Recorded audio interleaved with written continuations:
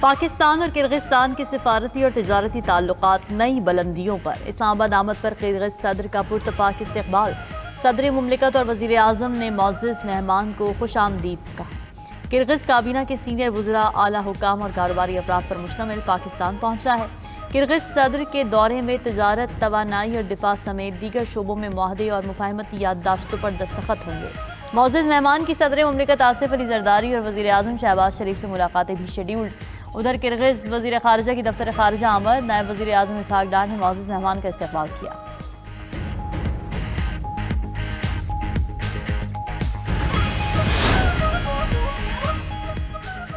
پی آئی اے کی بولی 23 دسمبر کو ہوگی۔ بولی کی تقریب ٹی وی پر براہ راست نشر ہوگی۔ وزیر اعظم شہباز شریف کی پی آئی اے کے نجکاری میں حصہ لینے والی تمام کاروباری شخصیات اور کمپنیوں کے نمائندوں سے ملاقات میں گفتگو۔ کہا کہ پی آئی اے کی نجکاری میں شفافیت اور میرٹ اولین ترجیح ہے۔ سیاحتی شعبے کی ترقی کے لیے قومی ایئر لائن کو عصری تقاضوں سے ہم آہنگ کرنا انتہائی ضروری ہے۔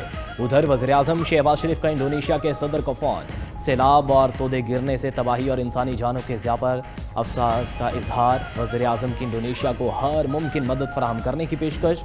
کہا کہ انڈونیشیا میں بحالی اور تعمیر نو میں معاونت کے لیے تیار ہے۔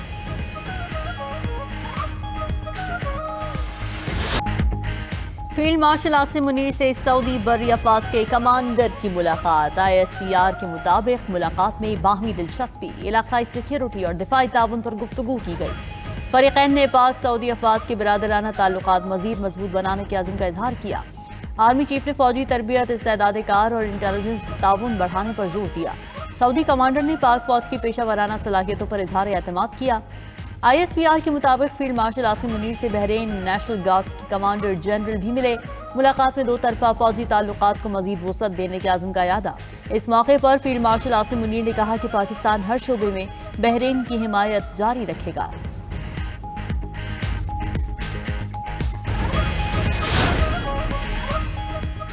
خیبر پختونخوا کو این ایف سی کا شیئر نہیں دیا جا رہا۔ فاٹا انضمام کے بعد 1000 ارب روپے دینے کا وعدہ کیا گیا تھا۔ پی ٹی آئی رہنما اسد کیسر کی نیوز کانفرنس، کہا کہ حکومت معاشی پالیسی کے لحاظ سے ناکام ہو گئی۔ ملک میں بے روزگاری اور مہنگائی بڑھ رہی ہے۔ افغان جنگ کی وجہ سے خیبر پختونخوا متاثر ہوا۔ جنگ کی وجہ سے کوئی سرمایہ کار ہمارے صوبے میں نہیں آیا۔ افغان بارڈر کی بندش سے کاروبار متاثر ہے۔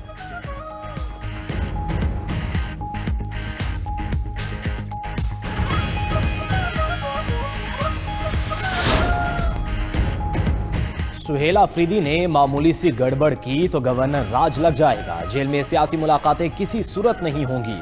سینیٹر فیصل واوڈا نے ایکس پر پیغام میں کہا کہ بانی پی ٹی آئی سے وکیل کو کیس سے متعلق ملنے کی اجازت ہے۔ وکلاء نے کیس کے علاوہ کوئی سیاسی پیغام دیا تو وہ ملاقاتیں بھی بند کر دی جائیں گی۔ جیتی ہوئی افواج کے سپہ سالار کے بارے میں مزید پروپیگنڈا برداشت نہیں ہوگا۔ اب کیسز اور چیزوں کو منطقی انجام تک پہنچایا جائے گا۔ خیبر پختونخوا میں چھپے 9 مئی کے دہشت گرد اپنی خیر منائیں۔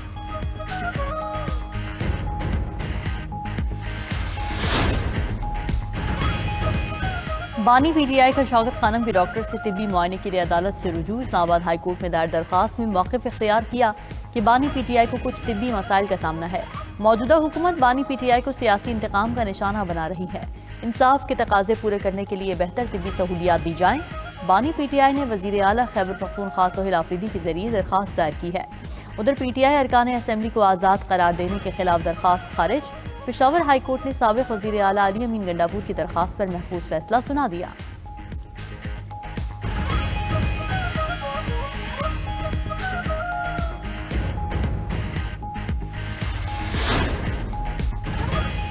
عمر ایوب اور زرتاج گل اشتہاری قرار۔ پی ٹی آئی رہنما کے خلاف سنجانی جلسہ کیس۔ انسداد دہشت گردی عدالت اسلام آباد کا اشتہاری ملزمان کی جائیدادیں ضبط کرنے کا بھی حکم۔ زین قریشی، علی بخاری، شیر افضل مروت، شیب شاہین کی حاضری سے استثناء کی درخواستیں منظور۔ کیس کی مزید سماعت 20 دسمبر تک ملتوی کر دی۔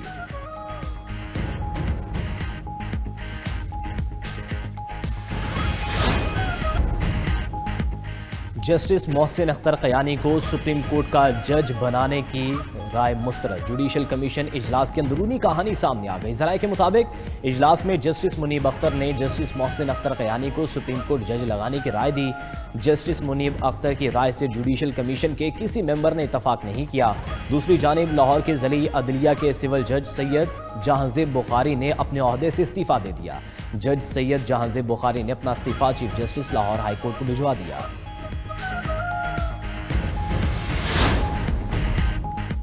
حکومت نے تمام برآمدی مصنوعات پر ایکسپورٹ ڈیولپمنٹ سرچارج ختم کر دیے۔ نوٹیفیکیشن جاری۔ وزیر مملکت برائے خزانہ بلال اظہر کیانی نے کہا برآمد کنندگان کو عالمی منڈی میں اپنی مصنوعات کے لیے سازگار ماحول فراہم ہوگا۔ لاگت میں کمی سے پاکستان کی برآمدی مسابقت میں اضافہ متوقع ہے۔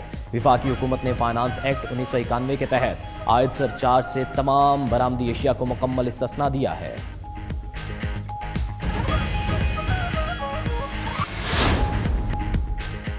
اسرائیل کے غزہ پر مسلسل وحشیانہ حملے۔ صہیونی فوج نے بمباری کر کے صحافی سمیت 6 فلسطینیوں کو شہید کر دیا۔ عرب میڈیا کے مطابق خان یونس میں اسرائیلی فضائی حملے میں صحافی محمود وادی شہید ہو گئے۔ وسطی غزہ میں قائم پناہ گزین کیمپ میں اسرائیلی فائرنگ سے ایک نوجوان شہید۔ اسرائیلی فوج نے یلو لائن عبور کرنے کے الزام میں 2 افراد کو گولی مار کر شہید کیا۔ اسرائیل جنگ بندی کے آغاز سے اب تک 360 فلسطینیوں کو شہید کر چکا ہے۔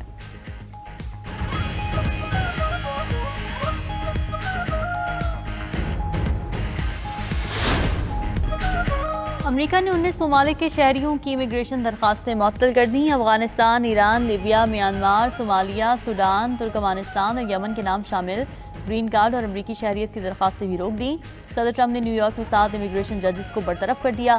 جنوری سے اب تک 100 سے زائد ججز نکالے گئے یا خود ملازمت چھوڑ گئے۔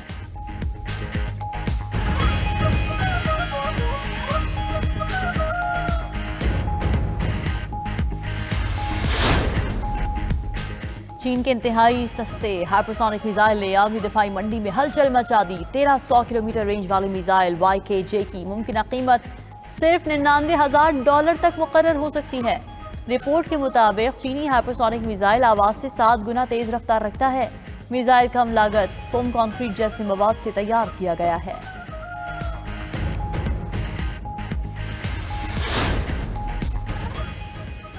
بھارت میں فوج کی تربیتی مشق میں بھی نااہلی۔ راجستھان کے ضلع سری گنگا نگر میں مشق کے دوران اندرا گاندھی نہر میں ٹینک ڈوب گیا۔ ٹینک ڈوبنے سے ایک بھارتی فوجی ہلاک، دوسرا بچ نکلنے میں کامیاب ہو گیا۔